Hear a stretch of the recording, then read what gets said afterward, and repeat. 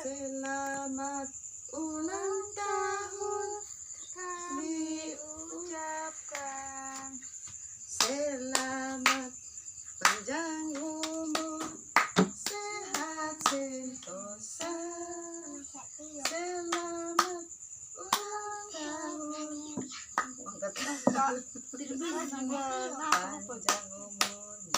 Panjang umurnya, panjang umur serta mulia, serta mulia, serta mulia. Tiup lilinnya, Siapa namanya? Siapa namanya? Siapa namanya yang bahagia? Yang bahagia, yang bahagia. Mama namanya, mama namanya, mama yang mulia, serta mulia, serta mulia. Tiup lilinnya, tiup lilinnya, tiup lilinnya sertamu, ya serta mulia, serta mulia. Hore! Oke, mana? Mana cium mama? Aduh. Kas keluar sih. Oke, cium dulu toh. Makan kue dulu, baru cium. Jadi baik sudah, terima kasih atas umur panjang yang Tuhan Allah kasih. Dan saya kurang tahu saya umur berapa, 48 ya. Ya jadi kita buang ini sudah.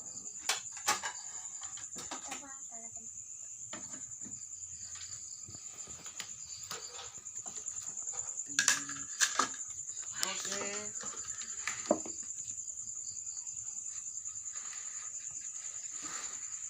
Kita foto siapa ya? Yang mana duluan kakak? Coklat. Iya saya, tapi yang mana? Yang ini tuh ini. Kering. Mana yang duluan? Potong mana yang duluan? Yang ini. Muka coklat. Supaya adil.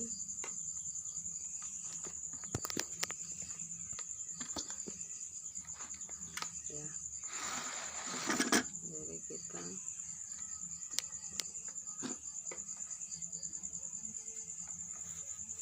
bagus di sekolah lagi pramuka.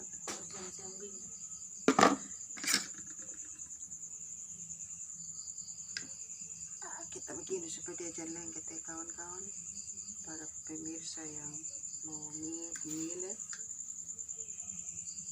Terima kasih untuk teman yang sudah bantu Tuhan memberkati kamu punya usaha sehingga usahanya makin maju. Saya begini supaya dia jangan lengket. Oke. Jadi kue pertama saya berikan kepada saya punya anak bungsu. Terima kasih kakak Wahyu sudah hibur mama di masa tua. Betul kakak?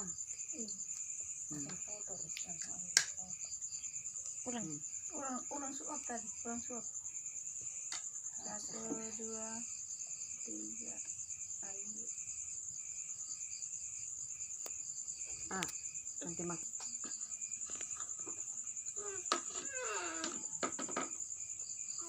Kasih kartu lagi.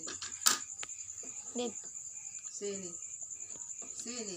Mana garpu? Ada banyak garpu. Kasih pada aku.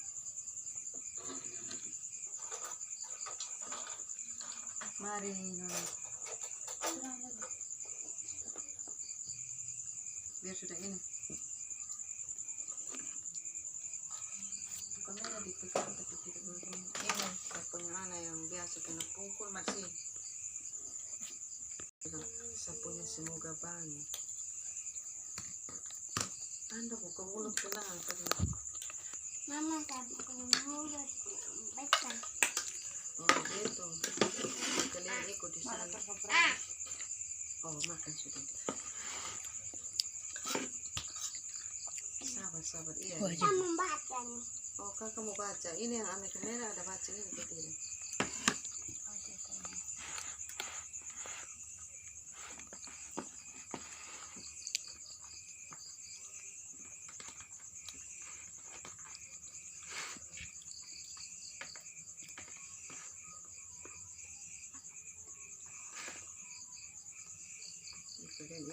nih. Hmm. Wah yang bau kasih ke berapa? Masuk. Bilang apa sedikit ke?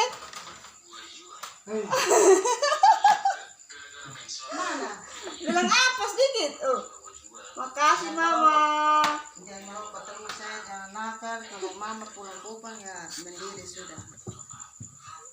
Jadi. Ya jadi Oh iya. Terus. Pakein lah. sudah. Video salah. Jadi saya berulang tahun saya suap sepung teman karena sepung teman ini lebih dari keluarga. Tuhan utus untuk selalu memberkati kami.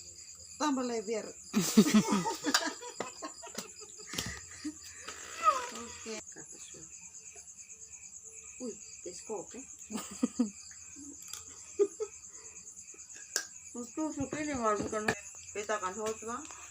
Kita tidak tahu Tuhan Allah kasih firman apa. Nanti sebentar kita lihat, kita dengar firman apa. Oke, Tuhan Yesus, kami boleh bersyukur kepadamu di tengah-tengah kesibukan kami. Tuhan boleh mengizinkan berkat besar bagi kami, yaitu umur panjang, kesehatan, damai sejahtera, dan juga berbagai tantangan kehidupan sampai akhirnya kami juga bertemu dengan umur panjang pada tanggal 12 kemarin. Hanya karena hari ini baru kami sembahyang. Tuhan boleh memberkati kami Tuhan. Engkau sendiri yang mengizinkan umur panjang, Engkau sendiri yang pegang tanganku Tuhan untuk tetap melayanimu Tuhan, keluarga dan jemaat Tuhan. Kami berdoa juga Tuhan bersabdalah bagi kami pada saat ini Bapa, untuk menyegarkan kami. Biarlah Tuhan sendiri yang berbicara kepada kami. Mazmur pasal 7. Mazmur pasal 7 ayat 6 dan 7. Haleluya. Amin. Oh tidak. 1, 2, 3. Allah hakim yang hadir. Ulang bacanya itu. Allah hakim yang adil. Ayat 6. Maka musuh kiranya mengejar aku sampai menangkapku dan menginjak-injak hidupku ke tanah dan menaruh kemuliaanku ke dalam debu. Selah.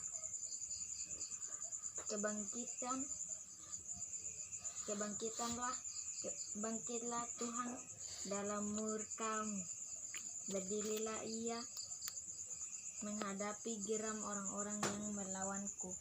Bangunlah untukku, ya Engkau yang telah memerintahkan perhakiman.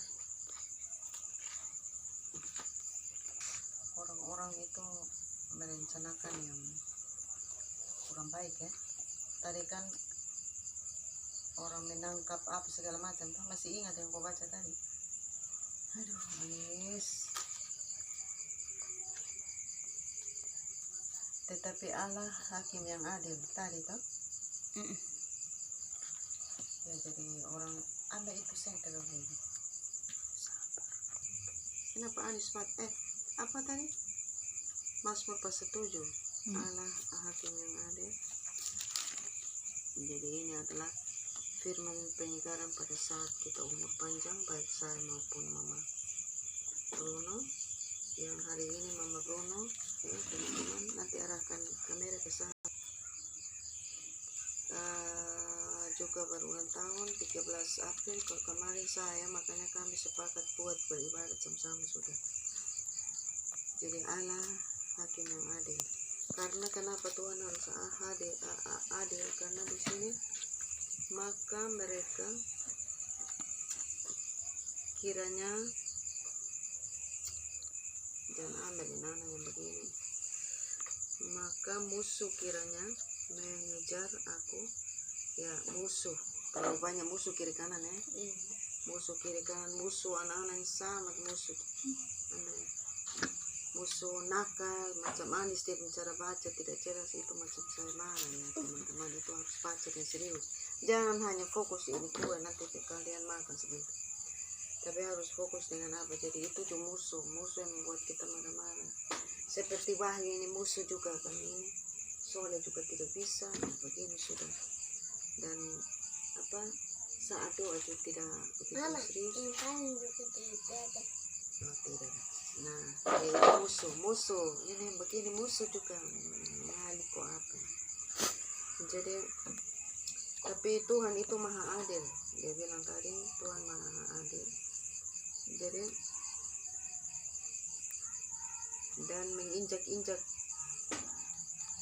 hidupku. Jadi orang ini merencanakan untuk menginjak-injak kita, untuk menghina kita, untuk merencanakan yang tidak-tidak. Karena kita seperti hidup kita seperti Yesus yang difitnah. Yesus sebelum disalibkan difitnah bahwa begini-begini sampai mereka jual.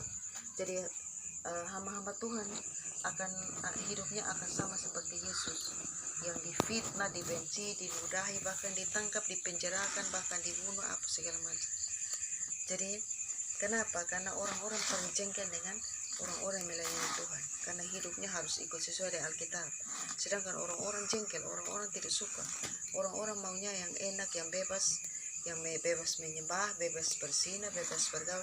Sementara anak-anak Tuhan dipaksa oleh Tuhan, bukan dipaksa, dipilih oleh Tuhan untuk hidup kudus di hadapan Tuhan. Itu menjadi orang-orang tidak suka begitu, orang-orang jengkel, orang-orang membenci. Jadi jangan heran memang bahwa kalau ketika kita sudah melayani Tuhan, ternyata hidup kita dibenci banyak orang, hidup kita tidak. Karena Tuhan mengatakan bahwa kalian adalah bukan orang dunia, kita adalah orang-orang surga. Yang kita lakukan adalah surga. Sementara orang yang kita hidup tiap hari, orang bukan surga. Ya kalau orang bukan surga, orang akan tidak senang nih. Tapi bukan berarti dengan begitu kita membalas. Kita tidak boleh tanggapi, karena yang mereka tuh tidak mengerti. Mereka tidak mengerti yang Tuhan rencanakan. Jadi jangan heran akan ada macam-macam. Nah, seperti Yesus tahu sampai ditangkap, kan waktu diam sampai disalibkan. Kita juga begitu. Hidup kita ini seperti debu ulah. Ini yang musuh banyak. Ini firman yang Tuhan kasih tahu. Langsung, nah ini benar-benar saya sudah rasa. Nah, orang bersekongkol, orang yang kita doakan. Orang kita doakan hari ini dia datang mengemis, kita doakan dengan bersusah payah. Besok kalau dia sudah mendapatkan harta, dia sudah mendapatkan lulus PNS, dia sudah mendapatkan kepala sekolah, dia sudah mendapatkan suami atau istri, dia akan balik dan injak-injak sama kita. Tapi ingat bahwa hidup kita ini adalah untuk Tuhan. Jadi kalau kita diinjak, dibenci, tidak disukai juga, ya kita harus berterima kasih karena itu Tuhan yang pilih kita. Nah, tapi ayat yang ketujuh dia akan membela kita.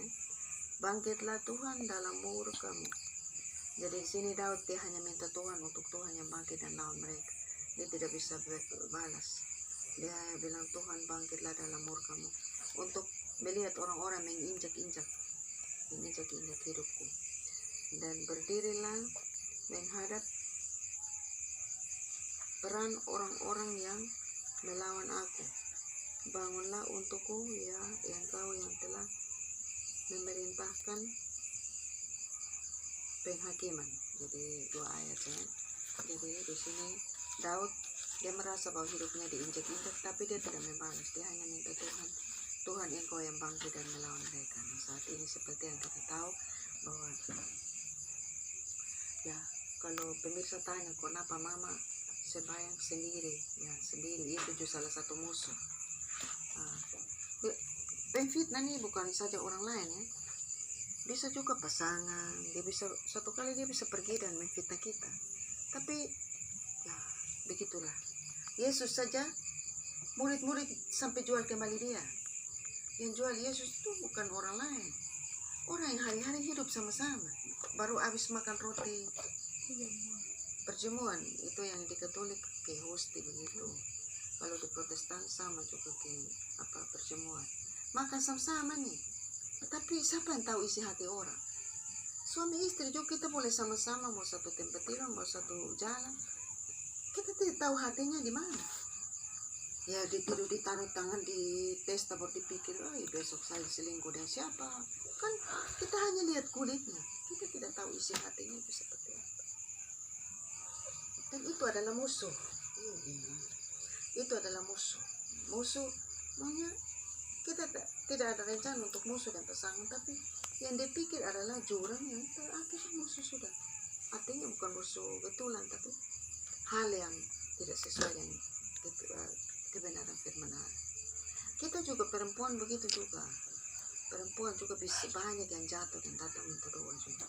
Ada beberapa suami, dia masuk setan dan dia pikir di jurang-jurang, akhirnya dia buat yang aneh-aneh. Jadi dosa ini hal-hal yang tidak baik bisa kena kepada siapa saja. Mau pendoa, mau pendeta, mau apa yang selama ini saya ikuti ya, mungkin teman-teman di Mama Dong ini yang tidak banyak kejatuhan. Tapi kalau pihaknya kami ya banyak kejatuhan. Karena satu kita lemah, kita tidak puasa, kita tidak sembahyang dengan akhirnya kita jatuh.